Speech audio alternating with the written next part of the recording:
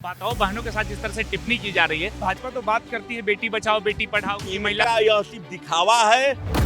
यही नवल किशोर यादव जी जब आरजेडी में थे तब बड़ा तित्ता थे और भाजपा में आ गए तो बड़ा मीठा हो गए। भाजपा को स्वर्णों से क्या दिक्कत है? पहले यूजीसी ले आए, अब बहन बेटियों को गाली दे रही है। यही तो आज बयान दिए हुए 2 दिन हो गए, अभी तक भाजपा इन पर कार्रवाई क्यों नहीं की? ये लोग न राजपूत के नेता है, न ब्राह्मण के नेता है और न ही भूमिहार के नेता है। ये लोग पार्टी के नेता हैं। न्यासी है तो शादी क्यों किए? वो भी भारत की एक बहू थी, एक बेटी थी किसी घर की, उसको आप बजाते शादी करके लाते हैं और कुछ ही महीनों बाद उसको घर से निकाल देते हैं। और आज आप आनंद मार्ग में बैठ करके आनंद ले रहे हैं और दूसरी की बेटी जिसको शादी करके ले आए घर से निकाल दिए। नमस्कार, आप देखना शुरू कर चुके हैं पब्लिक संपर्क और मैं हूं आपके साथ चंदन प्रताप सिंह। आज बात करेंगे भाजपा नेता नवल किशोर यादव की। नवल किशोर यादव भाजपा नेता जिस तरह से स्वर्णों को लेकर विवादित बयान दे रहे हैं, वो स्वर्णों के बहु बेटियों को लेकर विवादित बयान दे रहे हैं। इन तमाम मुद्दों पे बात करने के लिए पुष्कर नारायण सिंह जी हमारे साथ हैं, इनसे ही समझेंगे। सर, जिस तरह से बयान दे रहे हैं नवल किशोर यादव जी, भाजपा तो महिला के सम्मान की बात करती है, लेकिन स्वर्णों के बहु बेटियों की तरफ जिस तरह से इशारा कर रहे हैं ये जी, आपको लग रहा है कहीं से कि ये माने बहु बेटी के सम्मान वाला बात है? बिल्कुल नहीं है। कहीं से लग रहा है। इनका मर्यादा जो है, भाषाई मर्यादा कहीं से भी किसी भी एंगल से दृष्टिकोण से देखिएगा तो यह एक अमर्यादित भाषा है। आप सबसे पहले भाजपा तो तय करे कि यह बयान भाजपा का है कि नवल किशोर यादव जी का है। अगर यह बयान नवल किशोर यादव जी का है तो आज बयान दिए हुए 2 दिन हो गए, अभी तक भाजपा इन पर कार्रवाई क्यों नहीं की है? और अगर भाजपा कार्रवाई नहीं कर रही है तो यह माना जा सकता है, या सकता क्या है, यह माना ही जाए कि यह बयान भाजपा का ही है। भाजपा को स्वर्णों से क्या दिक्कत है? पहले यूजीसी ले आए, अब बहन बेटियों को गाली दे रही है। यही तो सबसे बड़ा समस्या है। यही तो सोचने पर मजबूर कर दे रहा है कि भाजपा जो आज कह रही है कि विश्व की सबसे बड़ी पार्टी हम हैं, इस भाजपा को अपने कंधे पर बैठा करके यही जो तमाम जातियों को नवल किशोर यादव ने जो गाली देने का काम किया, भूमिहार, ब्राह्मण, राजपूत, इन्होंने अपने कंधे पर बैठा करके भाजपा को आज राज्य की शीर्ष गद्दी कह ले या केंद्र की शीर्ष गद्दी कह ले, वहां पर बैठाने का काम किया है।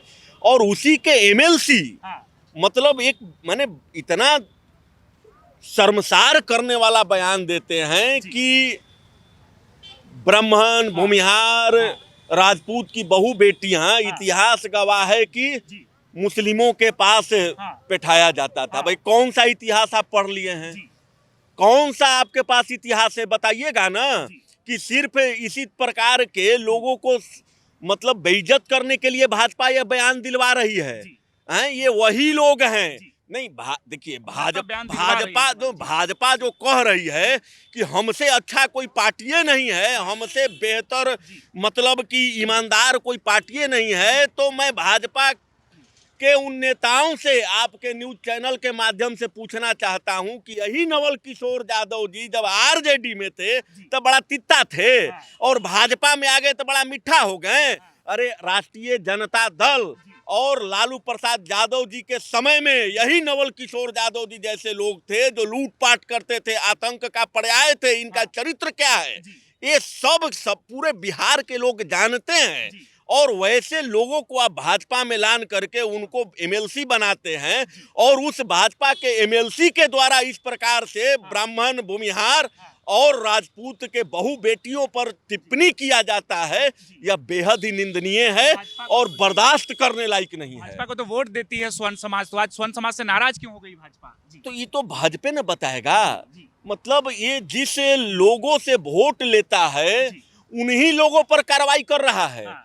मतलब भस्मासुर की तरह भगवान शंकर ने जब भस्मासुर को वरदान दिया था तो वही भस्मासुर शंकर भगवान को जलाने के लिए उताहुल हो गया था। वही काम भाजपा कर रहा है। जो लोगों ने भाजपा को घर को बसाया वही लोग के घर को आज भाजपा उजाड़ने पर उताहुल है। उजाड़ चुका है, लगभग मान के चलिए उजाड़ चुका है। भाजपा में भी तो नेता है स्वर्ण समाज के, राजपूतों के नेता है, भूमिहारों के नेता है। ये लोग न राजपूत के नेता है, न ब्राह्मण के नेता है और न ही भूमिहार के नेता है। ये लोग पार्टी के नेता हैं। अगर भाजपा के तरफ से गाइडलाइन जारी होगा कि ये चीज बोलिए तब ये लोग बोलेंगे, अन्यथा ये लोग नहीं बोलेंगे। चाहे यूजीसी का मुद्दा हो, कुछ दिन पहले आप देखे होंगे कि एक और भाजपा के ही नेता बोले थे कि जो सामान्य जाति के लोग यूजीसी जैसे कानून का विरोध करेंगे उनके ऊपर बुलडोजर चला दिया जाएगा। क्या किया भाजपा? यह तो भाजपा का परंपरा बन गया है इनके नेताओं का कि विवादित बयान देंगे और 2 दिन बाद मीडिया पर आकर के हाथ जोड़ के कहेंगे कि हमसे गलती हुआ, माफ कर दीजिए। अरे किसी को हम आपको गोली मार दें और उसके बाद बोले कि हमको माफ कर दीजिए, तो इससे बड़ा अब आसान माफी क्या बिहार में मिल सकता है? पता है ना कि स्वर्ण समाज कहीं नहीं जाएगा, भाजपा को छोड़कर जाएगा कहाँ? इनके पास तो वो ऑप्शन ही नहीं। समय तय करेगा। भाजपा ने ही कांग्रेस को छोड़ करके, स्वर्ण समाज ने ही कांग्रेस को छोड़ करके भाजपा को ऑप्शन बनाया और अब सामान्य जाति जो है ऑप्शन तलाश रहा है और चुनाव के समय पता चल जाएगा कि हम लोग बने बनाए रास्ते पर नहीं चलते हैं, हम लोग खुद रास्ता बनाते हैं और उस पर चलते हैं। ये चुनाव तक भूल जाएंगे सब बेइज्जती। कुछ नहीं भूलेंगे। जितना बेइज्जती इनके माध्यम से हुआ है वो भूलने लायक नहीं है, और जिसके अंदर सही मायने में सामान्य जाति का खून बह रहा है वो इस सारे चीजों को भूल भी नहीं सकते हैं। आप देख रहे हैं कि एक तरफ जहां सामान्य जाति यूजीसी जैसे काले कानून का लगातार विरोध कर रहे हैं, दूसरी तरफ यूजीसी में एक और बम फोड़ दिया है कि कोई भी अस्थायी नियुक्ति विश्वविद्यालय में अगर 45 दिन से ऊपर के लिए होगा, वो भी जातिगत जो आरक्षण है उसके रोस्टर पर होगा। भैया किसके कहने पर ये सब चीज हो रहा है? आप जब यूजीसी पर सुप्रीम कोर्ट ने रोक लगाया था तो बड़े बड़े नेता मुंह चिहार के बोल रहे थे कि हमारे देश के प्रधानमंत्री मोदी जी और गृह मंत्री जी को बहुत बहुत धन्यवाद देना चाहते हैं कि इस कानून पर रोक लगवा दिए। क्या जज में वहां पर गृह मंत्री अमित शाह जी बैठे थे कि नरेंद्र मोदी जी बैठे थे कि आप क्रेडिट लेने आ गए? तो अब इसका भी क्रेडिट लीजिए कि यूजीसी में जो जातिगत आरक्षण लागू हुआ है उसको किसने करवाया? केंद्र सरकार आपका है, मानव संसाधन विभाग आपका है, शिक्षा मंत्रालय आपका है, तो लागू करवाने वाले भी आप ही हैं। इसका भी क्रेडिट आप लीजिए और बताइए कि हमारे निर्देशों से यूजीसी में विश्वविद्यालय में जातिगत आरक्षण के हिसाब से अब बहाली होगा। बताइए। अभी जो माताओं बहनों के साथ जिस तरह से टिप्पणी की जा रही है, भाजपा तो बात करती है बेटी बचाओ बेटी पढ़ाओ की, महिला इनका यह सिर्फ दिखावा है। बेटी बचाओ बेटी पढ़ाओ और दूसरे की बेटी को शादी करके लाओ और अपने घर में रखो और कुछ महीने साल बाद घर से भगाओ। देश के प्रधानमंत्री यही ना है मोदी जी? क्या है? सन्यासी है, सन्यासी है तो शादी क्यों किए? वो भी भारत की एक बहू थी, एक बेटी थी किसी घर की, उसको आप बजाते शादी करके लाते हैं और कुछ ही महीनों बाद उसको घर से निकाल देते हैं। और आज आप आनंद मार्ग में बैठ करके आनंद ले रहे हैं और दूसरी की बेटी जिसको शादी करके ले आए घर से निकाल दिए।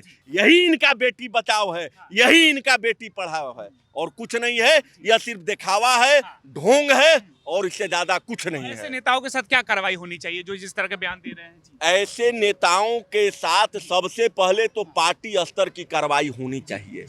इनको तत्काल पार्टी से एक नोटिस जाए। विधान परिषद के सदस्य हैं, विधान परिषद के अध्यक्ष नोटिस करें कि आपने जिस प्रकार से खुले मतलब कि मीडिया पर बयान देना तो खुले तौर पर आपने जो ब्राह्मण भूमिहार और राजपूत लोगों की बहन बेटियों को बेइज्जत करने का काम किया है तो सार्वजनिक रूप से माफी मांगे और इन पर संवैधानिक तौर से कार्रवाई होनी चाहिए। आखिर ये लोग भीमराव अंबेडकर जी के द्वारा बनाए गए संविधान की दुहाई देते हैं तो संविधान में कहां पर वर्णित है कि सामान्य जाति के जो बहू बेटी है उनको बेइज्जत करिए, उनको गाली सूचक शब्द करिए? अगर ये दिखा दें तो हम मान जाएं कि सामान्य जाति को गाली देने के लिए ही संविधान बना है।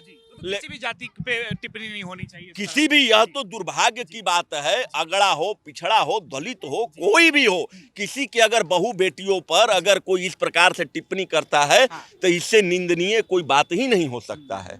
नवल किशोर यादव जी जिस तरह से बयान दे रहे हैं उस बयान को लेकर आप क्या सोचते हैं? आप अपनी राय में जरूर बताइए। भाजपा के कद्दावर नेता है लेकिन भाजपा जिस तरह से बेटी बचाओ बेटी पढ़ाओ के नारे लगाती है, महिला सम्मान का नारा लगाते हैं, लेकिन वो धरातल पर जिस तरह से नेता उनके शब्दों का इस्तेमाल कर रहे हैं ये शोभनीय नहीं है। आप अपनी राय में जरूर बताइए। धन्यवाद।